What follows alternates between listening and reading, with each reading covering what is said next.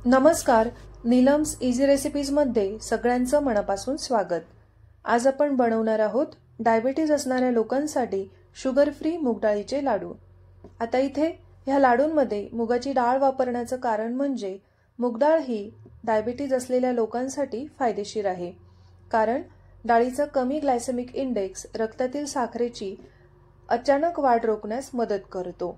तसंच डाळीतील फायबर साखरेचं शोषण कमी करतात आणि डाळीतील प्रोटीन्स आणि अँटीऑक्सिडंट्स ग्लुकोजची पातळी स्थिर करण्यास आणि इन्सुलिन सेन्सिटिव्हिटी सुधारायला सुद्धा मदत करतात।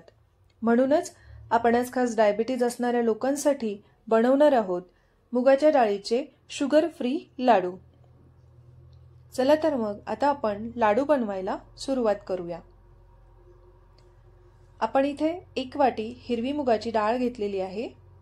ही डाळ आपण एखाद्या कोरड्या कापडाने पुसून घ्यायची व मंद आचेवर खमंग भाजून घ्यायची आहे।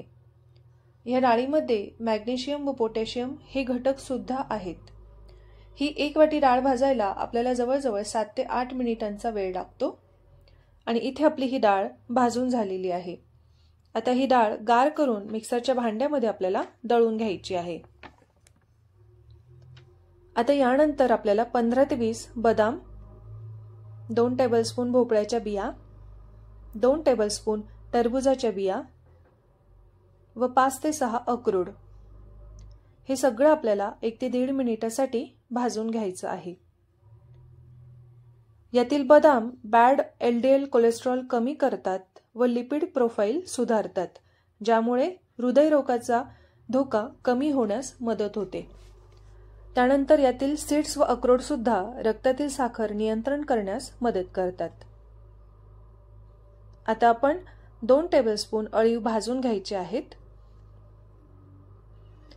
अळीवमध्ये फायबर व अँटीऑक्सिडंट्स असतात आणि अळीव ग्लुकोज शोषण्याचा दर कमी करतात। अळीव सुद्धा भाजून झाले आहेत। आता यानंतर आपल्याला 2 टेबलस्पून खोबरं भाजून घ्यायचं आहे। खोबरं सुद्धा थोडं लालसर होईपर्यंत आपल्याला भाजायचं आहे।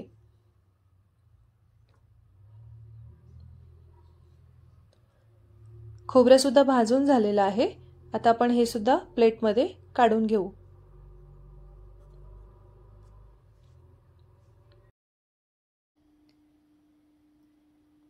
यानंतर आपल्याला 2 टेबलस्पून तीळ भाजून घ्यायचं आहे।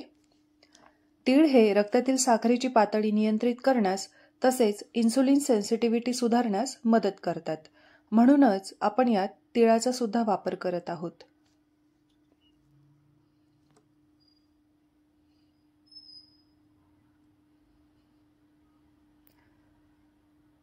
तीळ सुद्धा भाजून झालेले आहे। हे सुद्धा आपण आता प्लेटमध्ये काढून घेऊया।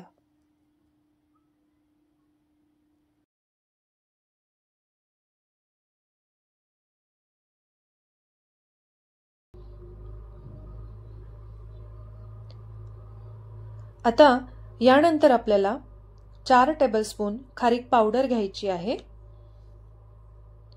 आणि ही खारीक पावडर सुद्धा आपल्याला छान खमंग भाजून घ्यायची आहे। खारीक भाजायला सुद्धा आपल्याला 1 ते 1.5 मिनिटांचा वेळ लागतो।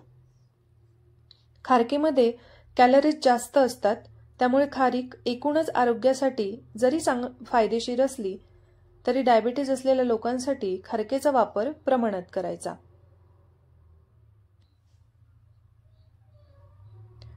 आता यानंतर आपल्याला 2 टेबलस्पून साजूक तूप घ्यायचं आहे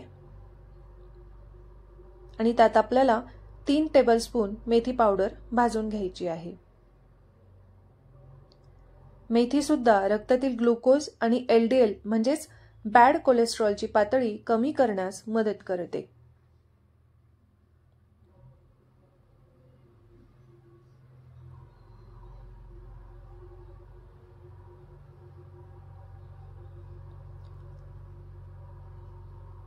साधारण या पद्धतीने आपल्याला मस्त खमंग ही मेथी भाजून घ्यायची आहे।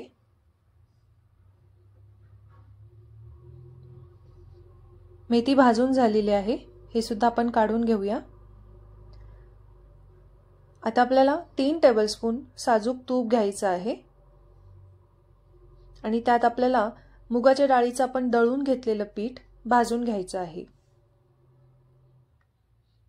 हे पीठ सुद्धा आपल्याला छान खमंग भाजून घ्यायचं आहे।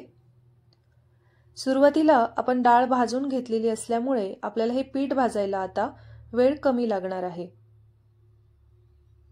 5 ते 7 मिनिटांमध्ये हे पीठ छान खमंग भाजून होतं।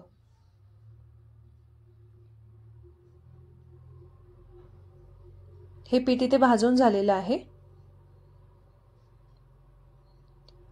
आता आपण भाजून घेतलेले सगळे जिन्नस गार झाल्यानंतर मिक्सरच्या भांड्यात काढून घ्यायचे आहेत।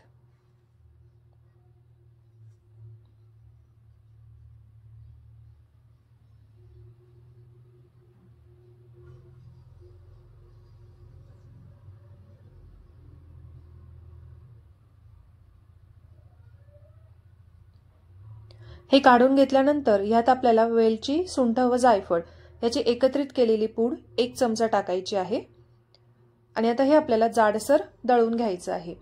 दळून झाल्यावर मुगाच्या डाळीच्या पिठात हे आपल्याला मिक्स करायचं आहे।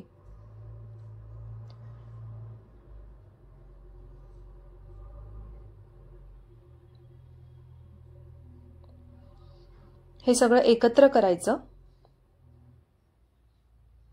आणि आता आपल्याला लाडू वळून घेण्यासाठी यात आपण 2 टेबलस्पून साजूक तूप थोडं गरम करून यात घालायचं आहे आणि आता हे सगळं छान मिक्स करायचं। यातच आपण इथे थोडेसे पिस्त्याचे काप सुद्धा घातलेले आहेत। पिस्त्याचे काप पूर्णपणे ऐच्छिक आहेत। मी इथे फक्त सजावटीसाठी हे पिस्त्याचे काप यात घातलेले आहेत। आता या पद्धतीने आपल्याला सगळं छान एकत्र करून याचे लाडू वळून घ्यायचे आहेत।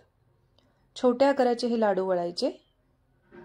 या पद्धतीने इथे आपण हे लाडू वळून घेत आहोत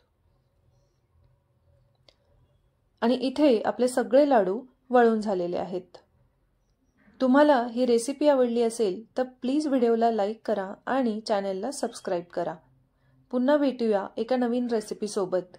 धन्यवाद।